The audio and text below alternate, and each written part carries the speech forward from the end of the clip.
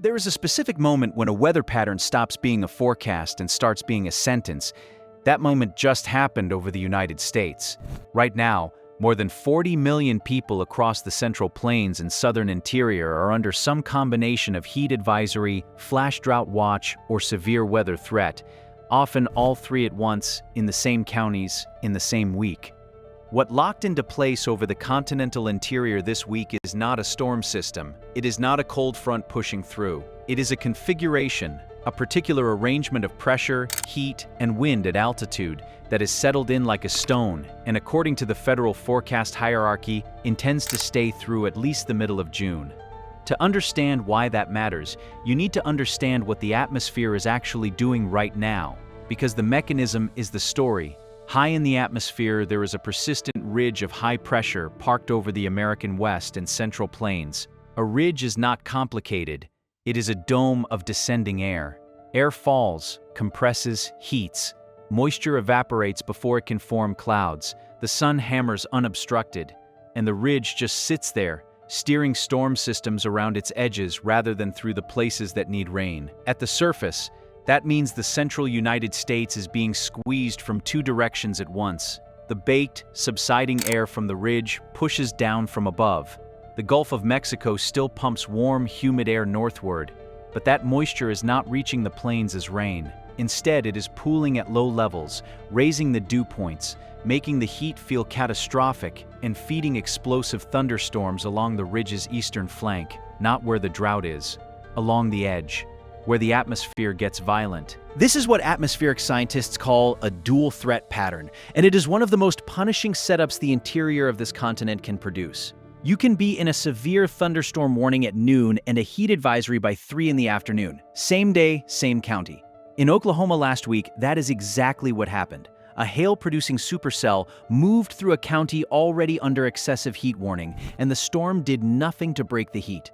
By the following morning, temperatures were back above 100. The relief was an illusion. The pattern absorbed it and kept going.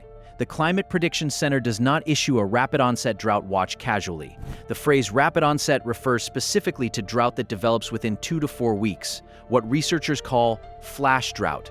Flash drought is different from the slow agricultural droughts most people picture. There is no gradual yellowing of fields over a season. Instead, soil moisture collapses in days. Crops that looked viable on Monday look compromised by Friday. Pasture grasses stop growing before ranchers can react. The most vulnerable crop stages are the ones happening right now: pollination, grain fill, early root establishment. The windows where a plant cannot absorb a multi-day moisture shock and recover. The current watch covers portions of Kansas, Oklahoma, and Texas. Winter wheat still in the ground in the southern tier. Spring-planted corn just establishing root systems across the Kansas plains. Both crops, at their most fragile, heading into the worst possible week. The Storm Prediction Center's multi-day severe corridor running through Friday tells the other half of this story. The same pattern generating the heat and drying is also generating the instability. When surface moisture and temperatures climb this fast, convective available potential energy, the fuel the atmosphere uses to build severe thunderstorms, has been running well above seasonal norms along the ridge's eastern boundary on successive days, enough to support discrete supercell development. That corridor includes the southern plains, the lower Missouri Valley, portions of the Mid-South. Large hail, damaging straight-line winds, and tornadoes are all possible on multiple days this week. Not because this is unusual tornado season weather, but because the ridge is holding the triggering zone in the same geography day after day. The same towns are being asked to watch the sky repeatedly, without the relief of a pattern break. Then there is the number from the global forecast system. The models are converging on 104 degrees Fahrenheit in the Oklahoma Panhandle by next Wednesday, a forecast value with the usual spread of a few degrees in either direction, but one that multiple model runs are now consistently printing. The Panhandle sits at roughly 3,000 feet of elevation. It is not Phoenix. It does not have the desert heat island infrastructure Phoenix has. When the Panhandle sees 104 cattle ranchers are managing heat stress on animals that have no shade for miles, the wheat crop, already stressed by a dry spring, crosses thresholds it does not come back from. 104 is not a dramatic number on a map, it is a threshold number. Below it, systems cope. Above it, they begin to fail. What makes this particular configuration worth paying attention to, beyond the immediate forecast, Is the signal embedded in how it persists? Atmospheric blocking patterns like this one are not new. They have always existed, but a growing body of research suggests these blocks are lasting longer. The jet stream, which historically would dislodge a pattern like this within a week, has been exhibiting what climatologists describe as reduced meridional flow. It meanders more slowly, in wider loops, and the ridges it creates become more entrenched. The physical argument for why this is happening runs through the Arctic. Sea ice loss and warming at the poles reduces the temperature difference between the Arctic and mid-latitudes, and it is that temperature gradient that drives the jet stream's speed and directional rigidity. Several major studies have documented Arctic amplification running at roughly 2 to 4 times the global average warming rate. Observed metrics from NOAA and published research in journals including Nature Climate Change show jet stream wave amplitude increasing and blocking event duration lengthening over the past 4 decades. A weaker gradient means a slower, more meandering jet. A more meandering jet means the ridges and troughs it carves become more extreme and more persistent. The pattern currently sitting over the United States is consistent with every projection climate scientists have been making for the past 2 decades. It is not that this individual event was predicted. It is that this type of event, at this frequency, was, right now, at this moment. A farmer in liberal Kansas is making a decision about whether to irrigate a field that may not be worth the water cost by the time the crop reaches maturity.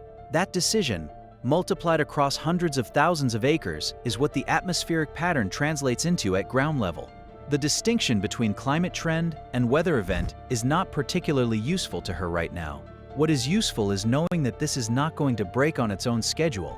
The configuration has to be actively dislodged by a trough of low pressure strong enough to push the ridge eastward. The models are not showing that trough. Not this week, not next week. The central United States is heading into the final days of spring with its soil drying fast, its farmers watching soil moisture charts the way you watch a bank account going the wrong direction, its emergency managers staring at multi-day storm threat windows with no break in sight, and a heat forecast that will test infrastructure in places that were not designed for what they are about to receive. The economic exposure is real. The winter wheat belt alone represents billions of dollars in crop value, and flash drought losses in this region have historically triggered federal disaster declarations within weeks of onset. The federal agencies responsible for watching this, the Climate Prediction Center, the Storm Prediction Center, the Weather Prediction Center, have all moved their language to match the severity of what the models are showing. These are not agencies that use dramatic language. When they use it, the pattern has earned it. Something has snapped into place over this country. The question now is not whether it will cause damage. That is already underway. The question is how long it holds and how much of June it decides to own. Historically would dislodge a pattern like this within a week, has been exhibiting what climatologists describe as reduced meridional flow. It meanders more slowly